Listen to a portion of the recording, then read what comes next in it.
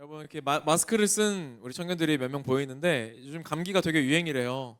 네, 감기 조심하시고 독감도 건강 유의하셔서 잘 무사히 넘어갈 수 있었으면 좋겠습니다. 네, 우리 오늘은 갈라디아서 5장 13절부터 15절까지의 말씀이고요. 오늘 말씀의 제목은 기꺼이 종이 될 수 있는 자유라는 제목입니다. 네, 우리 갈라디아서 5장 13절부터 15절까지이지만 우리 갈라디아서 5장이 어떻게 시작되는지 우리 1절을 한번 읽고 시작해 보도록 하겠습니다. 이 바울의 선언인데 우리 함께 읽어보도록 하겠습니다. 시작. 그리스도께서 우리를 자유롭게 하려고 자유를 주셨으니 그러므로 굳건하게 서서 다시는 종의 멍에를 매지 말라. 우리가 지난 시간에 나왔던 말씀과 좀 일맥상통하는데 이제 더 이상 우리는 종이 아니라 자녀다 라는 그러한 선언을, 지금 정체성의 선언을 지금 바울이 하고 있는 것입니다. 너희는 자유다.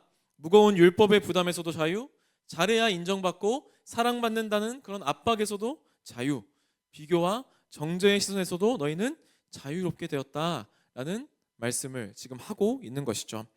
여러분, 근데 이제 우리가 이제 자유롭게 됐다, 율법에서 자유롭게 됐고 이런 말들을 들으면 사람들의 마음속에 자동적으로 떠오르게 되는 그러한 질문들이 있는데 혹시 뭘까요?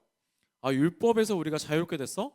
그러면 이제 우리가 마음대로 살아도 되는 건가? 하나님 말씀대로 그냥 벌 안 받으니까, 정죄도 안 받으니까 그냥 마음대로 살아도 되는 건가? 그냥 이런 질문들이 우리 가운데에 떠오르게 되는 것이죠. 이러한 질문들이 우리에게만 있는 것이 아니라 이 당시 갈라디아 성도들도 똑같은 질문을 가지고 있었다고 해요. 왜냐하면 이 대부분의 사람들은 자유라고 하면 어떤 게 떠올라요? 제약이 없는 것, 내가 하고 싶은 대로 하는 것이라고 생각하기 때문이죠.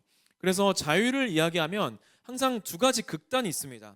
우리가 지금까지 살펴봤던 율법주의, 자유는 위험해, 그러니까 뭔가를 더 지켜야 우리는 안전하게 신앙생활할 수 있어 라고 하는 이 율법주의가 있고요. 그리고 방종이에요.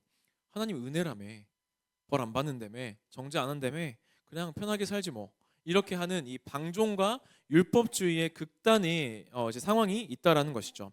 근데 바울은 이 두 가지 다 진짜 자유가 아니다라고 말합니다. 그러면서 바울은 이 갈라디아서 5장에서 딱 세 가지 질문으로 복음적인 진짜 자유를 풀어가는데, 첫 번째는 그렇다면 진짜 자유는 무엇인가? 두 번째, 그 자유는 어디로 흘러가는가? 세 번째, 그리고 왜 복음의 자유는 결국 사랑이라는 열매로 나타나게 되는가? 이 세 가지 질문을 우리가 따라가 보면서 오늘 말씀을 함께 살펴보려고 합니다. 여러분, 우리가 신앙생활을 하면서 가장 좀 오해가 많은 단어가 이 자유인 것 같아요.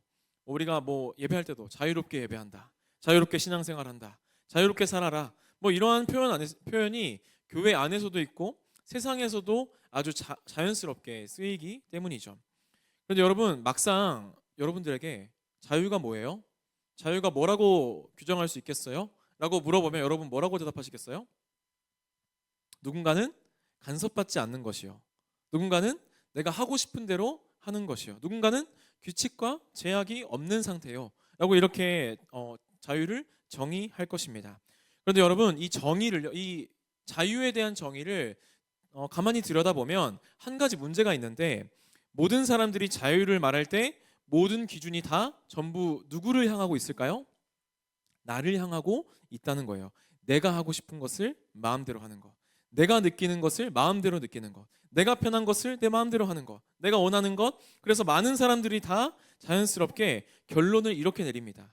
자유롭게 산다는 것은 내 마음대로 사는 거지, 이렇게 결론을 내리는데, 하지만 성경은 그렇게 자유를 정의하고 있지 않다는 것이죠. 그래서 오늘 바울은 갈라디아서 5장 13절에서 이렇게 말을 하는데, 우리 같이 한번 읽어볼까요? 13절 시작.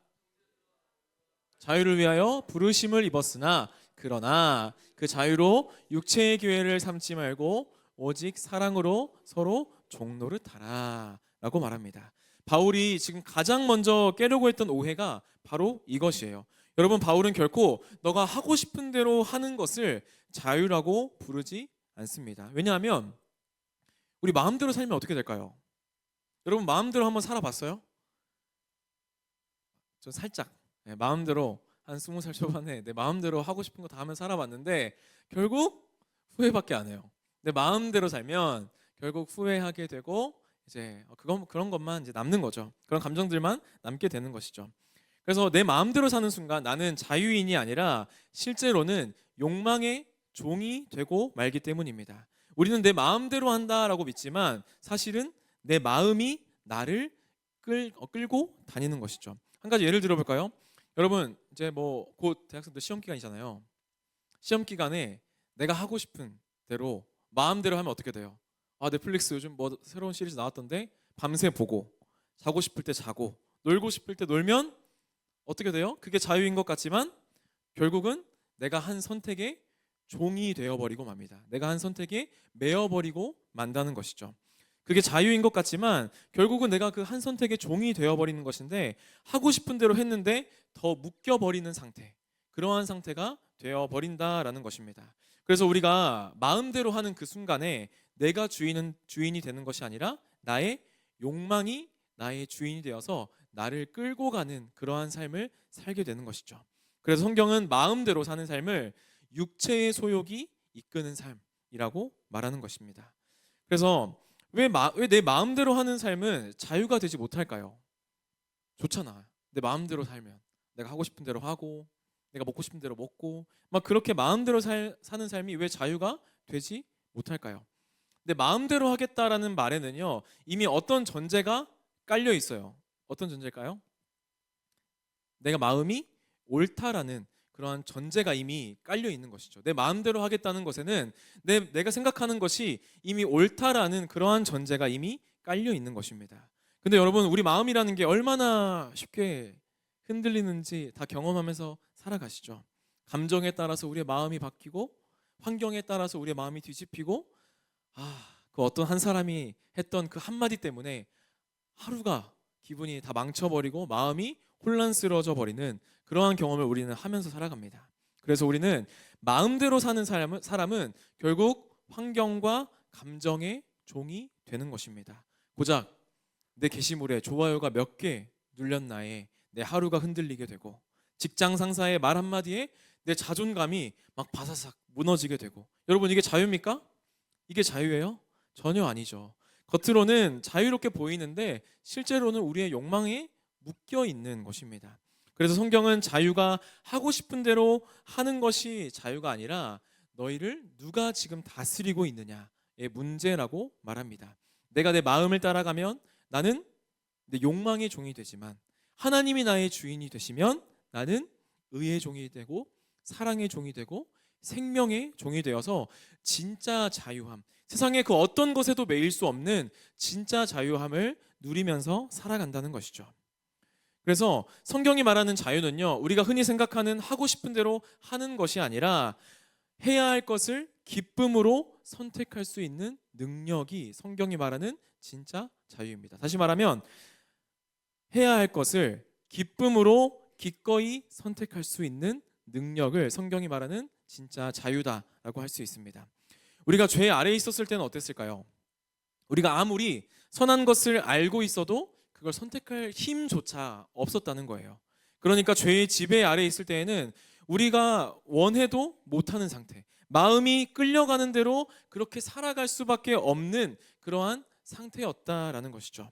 그런데 예수님께서는 우리를 자유롭게 하시면서 이전에는 우리가 할 수 없었던 그러한 선택들, 선하게 살 수 있는 그러한 능력, 하나님이 원하는 대로 할 수 있는 그러한 능력을 우리에게 주셨다라는 것입니다. 즉 예수님이 주시는 이 자유는요, 내가 원해서가 아니라 하나님이 주시는 그 힘으로 선한 것을 선택할 수 있게 되는 것, 그것이 자유다라고 할 수 있습니다. 그렇다면 우리는 이 받은 자유를 어디에 써야 되는 걸까요? 우리가 이렇게 자유롭게 됐는데 이 자유를 어디에 써야 되는 것일까요? 우리 다시 한번 5장 13절의 말씀 읽어볼까요? 우리 자유를 바울이 이 갈라디아서 5장 13절에서 이 자유를 어떻게 써야 되는지를 말해주고 있습니다. 우리 같이 읽겠습니다. 시작.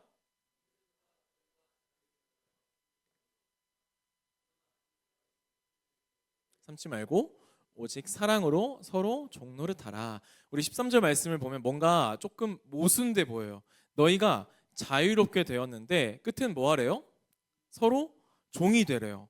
그러니까 너희가 자유로운데 서로 종노릇을 하라고 말하고 있습니다. 도대체 이게 뭔 뜻일까요? 먼저 이 바울은 자유를요, 자유롭게 되었으니 너희 편하게 살아, 마음대로 살아, 하고 싶은 대로 해, 이제 너 중심으로 살아, 이렇게 정의하고 있지 않다는 것이죠. 오히려 바울은요, 너희가 자유를 얻었어. 그러나 그 자유를 뭘 위해서 사용하라고요? 사랑을 위해서 사용하라고 말하고 있습니다. 여러분, 이게 복음적인 자유인 거예요. 세상이 말하는 자유는 나 중심인데 복음이 말하는 자유는 사랑이 중심입니다. 바울은 지금 너희들이 갖고 있는 이 자유의 방향을 나에서 사랑으로 이 방향을 바꾸라고 지금 권면하고 있는 것이죠. 그래서 자유에는 항상 두 가지 길이 있어요. 첫 번째는 내 만족을 위해서, 내 편의를 위해서, 내 욕망을 위해서 나를 드러내기 위한 자유를 사용하는 것입니다. 이 길을 가면요, 처음에는 되게 자유롭고 마음도 편해 보여요. 그런데 계속 걸어가다 보면 어떻게 될까요? 그 다시 욕망의 종이 되고 인정의 종이 되고 세상의 흐름의 종이 되는 것입니다. 자유를 누리려다가 되려 어떻게 되는 거예요? 자유를 잃어버리게 되는 것이죠. 그리고 두 번째는 사랑을 위해서 그 자유를 사용하는 길이에요. 누군가를 세우기 위해서, 누군가를 보호하기 위해서, 공동체를 살리기 위해서, 상대를 존귀하게 하기 위해서 나의 자유를 사용하는 길입니다. 그래서 이 길을 걷는 사람은 자유를 잃는 것이 아니라 오히려 더 깊은 자유를 매일 그 길을 걸어가면서 경험하게 된다라는 것이죠. 왜냐하면 사랑은요, 항상 바른 방향으로 이끄는 힘이 있기 때문입니다. 그래서 바울은 바로 이 길을 선택하라고 말하고 있는 것이죠.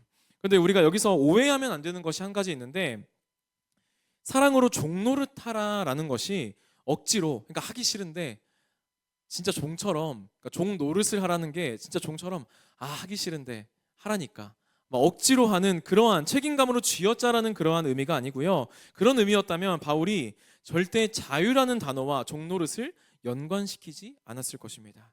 예수님께서 그날 밤에 제자들의 발을 씻겨 주신 것처럼 누구도 예수님께 요구하지 않았고 누가 시킨 것도 아니지만 예수님이 그 제자들을 너무나 사랑했기 때문에 스스로를 낮추시고 자신을 내어주셨던 그러한 모습인 것이죠. 그래서 저는 성경이 말하는 자유를 이렇게 한 문장으로 요약하고 싶습니다. 자유란 할 수 있지만 사랑 때문에 하지 않는 능력이다. 그러니까 내가 할 수 있지만 사랑 때문에 하지 않는 능력이 진정한 자유다라고 할 수 있는 것이죠. 그러지 않아도, 그럴 필요가 없어도 해주는 것, 이것이 자유인 것이죠. 그래서 실제로 바울은요, 본인이 갖고 있는 이 자유를 사랑을 위해서 사용하거든요. 바울은 뭘 안 먹었을까요? 바울은 고기를 안 먹었어요. 여러분, 고기 안 먹고 살 수 있어요? 네, 대단한 사람이에요, 바울. 바울은 고기를 먹지 않겠대요. 왜 고기를 먹지 않겠다고 선언했을까요? 이 고린도와 같은 이방 도시에서는요, 이 우상 신전에 제사 지낸 고기가 시장으로 넘어오는 일들이 정말 흔했거든요. 그래서 시장에서 내가 뭘 모르고 고기를 이렇게 사 먹으면 그게 어떤 고기일 수도 있는 거예요? 제사 지낸, 그러니까 우상에게 바쳐졌던 그러한 고기일 수도 있는 거예요. 신학적으로는 사실 바울은 뭘 알고 있었어요? 이 고기 상관없다. 그러니까 우상은 아무것도 아니다. 하나님은 어차피 신이시니까 우상은 아무것도 아니다. 음식은 우리를 더 나은 자로 만들지도 못한다라는 것을 바울은 알고 있었습니다. 그런데도 바울은 고기를 먹지 않았죠. 왜요? 그 문제는 연약한 믿음을 가지고 있었던 형제들이, 성도들이 있었기 때문입니다. 어떤 사람은 여전히 이 고기는 우상에게 바친 거야. 이걸 먹으면 우상에게 참여하게 되는 거야 라는 이러한 생각을 가지고 양심에 찔리는 성도들이 분명히 있었다라는 거예요. 그래서 믿음이 아직 연약한 상태에서 그 고기를 먹는 것이 자기 자신에게 어떤 실제적인 영적인 타락이 되고 죄책감이 되고 혼란으로 이어질 수 있었던 것을 바울은 잘 알고 있었던 것이죠. 그래서 바울 자신은 그 고기를 먹어도 내 믿음에 아무런 영향을 주지 않는다는 걸 알고 있었지만 뭐 하기 때문에?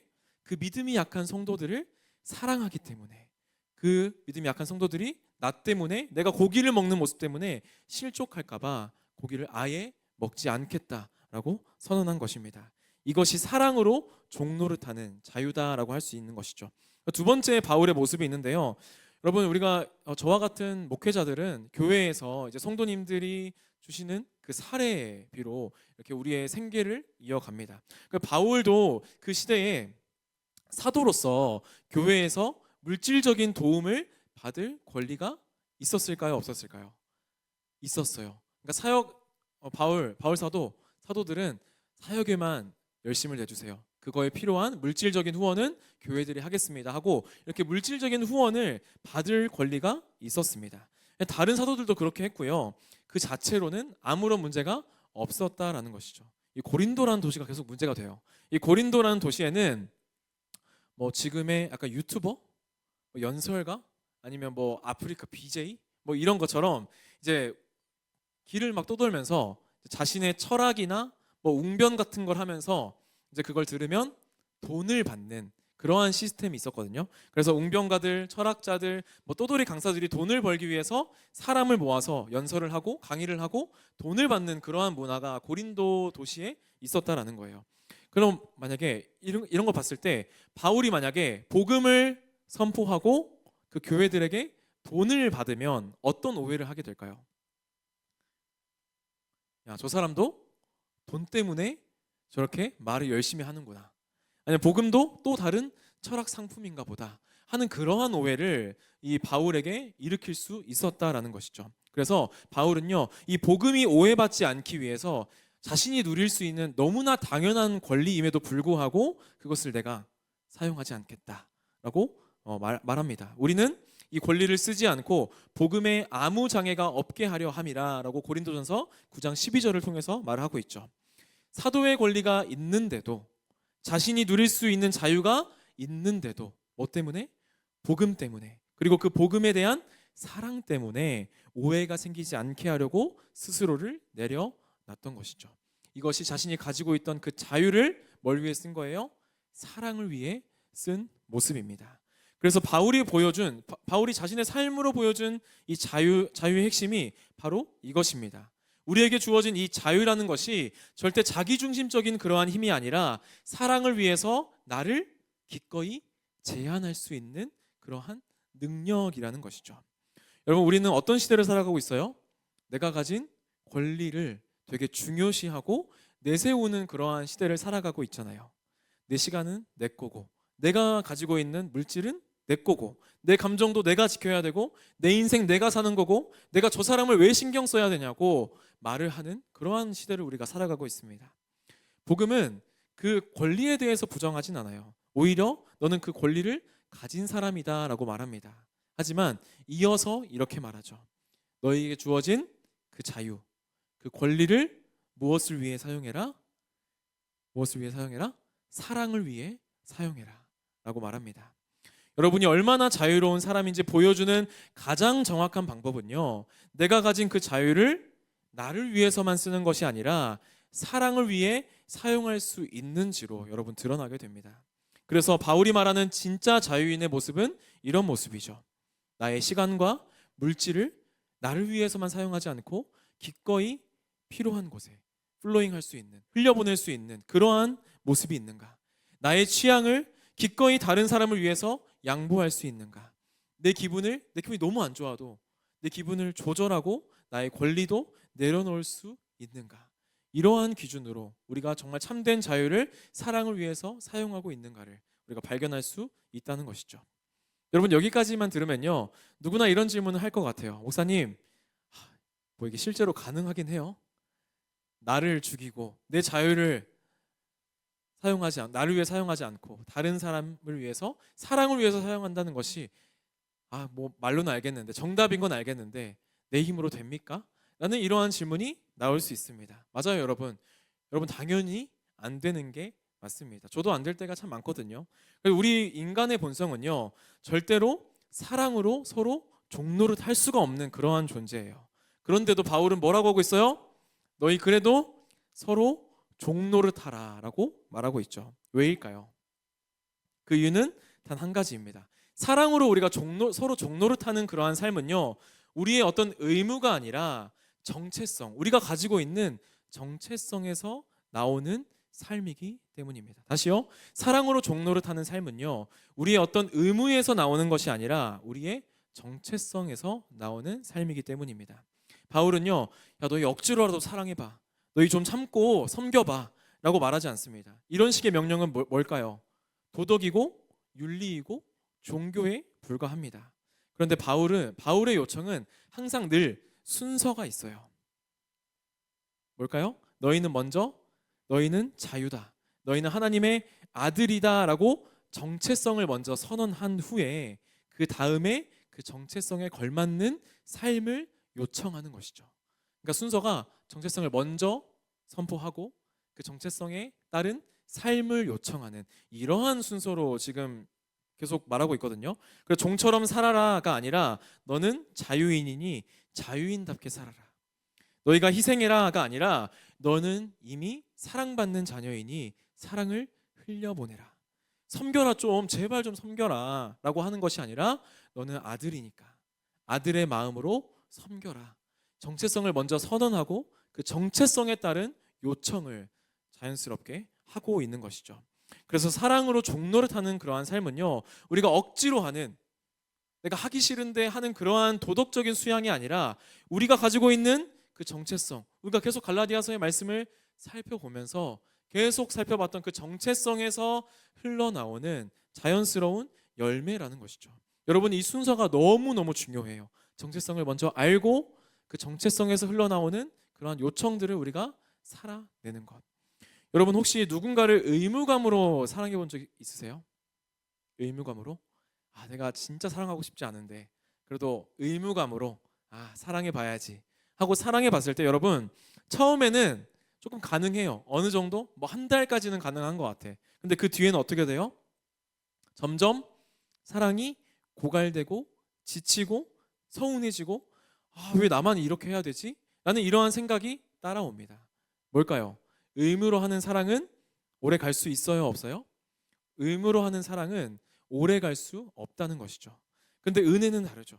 은혜는 부담이 아니라 사랑을 가능케 하는 능력입니다. 은혜는 사람을 억지로 밀어붙이지 않고 사람의 우리의 그 내면 깊은 곳에서부터 우리를 움직이게 만드는 것이죠. 그래서 우리가 은혜를 경험하면 우리가 희생하는 것이 부담이 되는 것이 아니라 오히려 우리에게 기쁨이 되는 것이고요. 우리가 기꺼이 내어주는 것이 우리에게 손해로 느껴지지 않고 다시 은혜로 되돌아오게 되는 것입니다. 왜냐하면 내가 내어줘도 나를 비워도 하나님이 그보다 더 큰 것을 채우시는 것을 경험하기 때문이죠. 이것이 인간의 본질적인 구조예요. 우리가 고기도 뭐 한 놈이 그 맛을 안다고? 먹어본 놈이. 그러니까 고기도 먹어본 놈이 그 맛을 아는 것처럼 사랑도 어떨까요? 사랑도 경험한 사람이 경험한 만큼 그 사랑을 베풀 수 있습니다. 사랑을 받아본 경험이 없으면 사랑을 줄 수 있는 능력도 없는 거예요. 그래서 바울은 이 갈라디아서 내내 너희는 의로운 사람이야, 하나님의 자녀야, 종이 아니라 자녀야, 이러한 정체성을 계속해서 반복해서 말하고 있는 것이죠. 그래서 왜 이렇게 반복할까요? 이 진리를 잊어버리게 되면 우리는 결코 사랑의 종처럼 살 수 있는 힘이 없기 때문입니다. 여유는 어디에서 나온다고 말해요? 우리 여유는 통장 잔고에서. 여유는 통장 잔고에서 나온다는 말처럼 사랑도 항상 잔고에서 나오거든요. 그러니까 잔고가 비어 있으면 사랑할 수 없어요. 우리 가운데 그 사랑의 잔고가 텅 비어 있으면 우리는 억지로 사랑하려고 해도 진정한 사랑을 할 수가 없는 것이죠. 하지만 우리는 그리스도 안에서 이미 받아들여졌고 이미 사랑받았고 이미 그 사랑으로 우리는 채워진 존재입니다. 그래서 우리 안에 그 사랑 잔고는요, 우리가 아무리 쓰고 써도 고갈되지 않고 오히려 채워지는 것이죠. 그래서 우리는 누군가를 섬기면서도 뭐 하지 않을 수 있어요? 지치지 않을 수 있어요. 왜요? 섬김의 출처가 나의 어떠함이 아니라 하나님의 은혜에서 시작되기 때문입니다. 그래서 목사님, 제가 왜 이렇게 사랑이 안 될까요? 왜 자꾸 마음이 좁아질까요? 왜 섬기고 싶은 마음이 안 들까요? 라고 말하는 그러한 많은 분들께 저는 이렇게 말하고 싶습니다. 여러분, 복음의 잔고를 다시 채우십시오.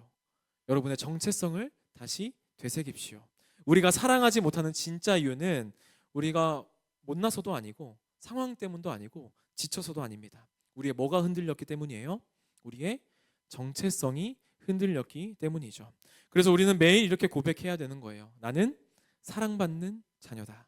나는 이미 받아들여진 존재다. 나는 하나님의 아들이다. 나는 이러한 고백들, 나는 부족해도 그리스도 안에서 이미 용납되었다. 받아들여졌다. 나는 이러한 정체성을 매일 고백해야 되는 것입니다. 여러분, 이러한 고백이 마음에서 살아 움직이는 순간 사랑은 자연스럽게 흘러나오게 될 줄 믿습니다. 그러면 우리 마지막 질문이 한 가지 남는데요. 그 정체성이 어디서 나오냐는 거예요. 우리는 그 어떻게 마르지 않는 사랑의 잔고를 가지게 되었냐는 거죠. 답은 한 가지죠. 누구 때문일까요? 예수님 때문이죠. 예수 그리스도 때문입니다. 할 수 있었지만 하지 않은 그 사랑의 가장 위대한 표현, 그것이 바로 예수 그리스도의 십자가이기 때문입니다. 여러분, 예수님은 본질적으로 참 사람이기도 하지만 참 뭐이시기도 하시죠? 참 하나님이시죠. 하나님을 묶을 수 있는 존재가 있을까요? 하나님은 본질적으로 묶일 수 없어요. 그래서 예수님은 하나님이시기 때문에 완전한 자유를 가지신 분이고 완전한 주권을 가지신 분이십니다. 그래서 예수님은 언제든지 모든 상황을 바꾸실 수 있고 십자가의 길을 중간에 거절하실 수도 있고 고난을 피하실 수도 있는 그러한 자유를 가지고 계셨다라는 것이죠. 이미 십자가에 달려 있었어도 예수님은 십자가에서 내려오실 능력이 있었습니다. 도망가실 힘이 있으셨고 십자가를 거부하실 자유가 있었습니다. 근데 우리는 못해서 포기하는 경우는 많잖아요. 와, 공부해봤는데 나 못하겠어 하고 포기하는 경우가 많지만 예수님은 달라요. 할 수 있었지만 하지 않으신 것이죠. 이게 사랑입니다. 여러분, 우리가 너무 그 예수님의 십자가를 생각할 때 예수님을 너무 슈퍼맨처럼 아무렇지 않은 그러한 존재처럼 생각할 때가 참 많이 있어요. 아무런 고통을 느끼지 못하는 그러한 존재로 생각한다는 것이죠. 하지만 성경은 그렇게 기록하고 있지 않습니다. 우리가 잘 아는 그 겟세마네에서 예수님께서 기도하실 때 뭐가 뭐처럼 떨어질 정도로 땀이 핏방울처럼 뚝뚝뚝뚝 떨어질 정도로 그렇게 간절하게 고통 속에서 두려움 속에서 하나님께 기도한 것이죠. 뭐라고 기도하셨어요? 하나님, 가능하시거든 이 잔을 제게서 옮겨 주십시오 라고 고백하십니다. 완전한 사랑과 그러니까 그 십자가의 자리가 예수님은 얼마나 큰 고통인지를 우리는 모르지만 예수님은 하나님이시기 때문에 알고 있었던 거예요. 완전한 교제가 있는 삼위일체 하나님과 끊어지는 것, 영원한 사망 가운데 떨어지는 것, 죄인이 받아야 할 저주를 혼자 감당하는 자리. 예수님은 이 잔이 얼마나 무시무시한지를 아셨기 때문이죠. 그래서 예수님은 아버지여, 이 잔을 내게서 지나가게 하시옵소서라고 기도하셨던 것입니다. 예수님도 두려우셨고 피하고 싶은 마음도 있었고 그럼에도 예수님은 그 길을 걸으셨습니다. 왜요? 그 이유는 한 가지죠. 누구를 사랑하셨기 때문입니까? 우리를 사랑하셨기 때문입니다. 이 잔을 내가 마시지 않으면 너희가 영원히 죽는다. 이 사실을 아셨기 때문에 예수님은 그 잔을 내려놓지 않으셨던 것입니다. 우리가 하나님과 단절된 상태로 영원히 남는 것을 그 두 눈으로 보실 수 없었던 것이죠. 그래서 예수님은 자신이 가지고 있는 자유를 내려놓고 우리의 자유를 사주셨습니다. 그래서 요한복음 8장 36절은 이렇게 말을 하는데요. 우리 같이 한번 읽어볼까요? 요한복음 8장 36절입니다. 우리 같이 읽겠습니다. 시작. 너희가 참으로 자유로우리라. 그러니까 이 자유, 그러니까 예수 그리스도께서 우리를 자유롭게 하신 것은 자신이 가지고 있던 자유를 포기했기 때문에 우리에게 자유가 주어졌다라는 것이죠. 그래서 빌립보서 2장은요, 자기를 비워 종의 형체를 가지사 낮추시고 죽기까지 복종하셨으니라고 말합니다. 완전히 자유로우신 분이 스스로를 묶으신 것, 누구도 요구하지 않았지만 사랑 때문에 자신을 낮추신 것, 이것이 복음의 종 노릇입니다. 예수님이 나를 존귀하게 하셨기 때문에 이제 나는 다른 사람을 정죄하는 대신에 예수님께서 나를 그렇게 존귀하게 대해 주셨던 것처럼 다른 사람도 존귀하게 대할 수 있는 것이죠. 경쟁을 선택하는 대신 우리가 섬길 수 있는 것이고 비교하는 대신 우리가 사랑할 수 있는 것입니다. 나를 높이기 위해서 예수님이 자신을 낮추셨기 때문에 그 사랑을 경험한 우리는 자연스럽게 다른 사람을 높일 수 있는 힘이 우리 가운데 주어졌다라는 것이죠. 사랑하는 여러분, 여러분 사랑 다 해보셨죠? 안 해보셨어요? 사랑 다 해보셨죠? 네, 사랑은 언제나 우리를 조금 불편하게 만들어요. 동의하십니까? 결혼을 해보니까요. 네, 일단 제 시간이 없고요. 친구도 못 만나고요. 취미 생활 없고요. 뭐 여러 가지로 여러모로 불편한 것들이 참 많이 있습니다. 내 시간 없고 내 여유 없고 내 계획, 내 공부하고 싶은데 그냥 혼자 있으면 그냥 더 공부하는 거 그냥 내가 하고 싶으면 하면 되는데 이제 가족이 있으니까 내가 공부하는 것도 많은 것들을 생각해 봐야 되고 이러한 상황들이 불편한 상황들이 있다는 것이죠. 근데 참 이상해요. 사랑 안에 머물다 보면 그 불편함이 어느 순간 기쁨으로 바뀐다라는 거예요. 사랑하면 둘이 맞추기 위해서 취향을 포기하기도 하고 밤늦게 피곤한데도 막 상대를 챙기기 위해서 움직일 때가 있습니다. 그런데 사랑하는 마음이 있으면 그런 행동들이 전혀 억지처럼 느껴지지 않는다라는 것이죠. 불편함이 사라지진 않지만 그 불편함이 기쁨으로 바뀌는 이유가 있습니다. 그 이유는 바로 우리가 서로 사랑하며 살 때 그 가운데 하나님이 보이고요. 우리는 예수님을 가장 닮아가기 때문입니다. 예수님은 우리를 사랑하시기 위해서 기꺼이 불편해지셨고 자신의 자유를 내려놓으셨고 할 수 있었지만 하지 않으시는 그러한 사랑을 선택하셨다라는 것이죠. 그분을 닮아가는 삶에도요. 여전히 우리 삶에 불편함이 있습니다. 여러분 그리스도인으로 살아가는데 불편함이 없다면 다시 한번 생각해 보시고 여러분들의 믿음을 돌아보시고 제자의 길을 다시 한번 생각해 보셔야 돼요. 예수님의 뒤를 따르는 제자의 삶은요, 불편함이 반드시 있을 수밖에 없습니다. 그러나 그 불편함 속에 담긴 기쁨과 자유는 세상이 줄 수 없는 그러한 것이다라는 것이죠. 이제 사랑하는 여러분, 우리도 이렇게 고백하며 나아가기를 축복합니다. 주님, 제가 받은 자유를 나 자신에게만 쓰지 않게 하시고 사랑을 위해서 사용할 수 있게 하여 주시옵소서. 내가 할 수 있지만 사랑 때문에 하지 않을 수 있는 사람이 되게 해주세요. 예수님이 사랑 때문에 자신을 제한하셨듯이 저도 사랑 때문에 기꺼이 불편할 수 있는 그러한 사람이 되게 하여 주시옵소서. 주님이 주신 이 자유로 제가 나를 위해서만 살지 않고 사랑하며 살겠습니다.